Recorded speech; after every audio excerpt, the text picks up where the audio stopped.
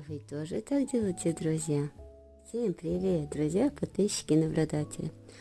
Вчера прогрела камин.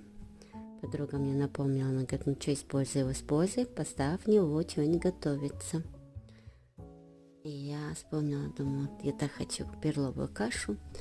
Так что намыла перловую крупу, все прочистила и на ночь оставила в камине. И как видите, каша моя здесь готова. Да. Камин еще горячий. Ну, ты горячий, теплый, не горячий.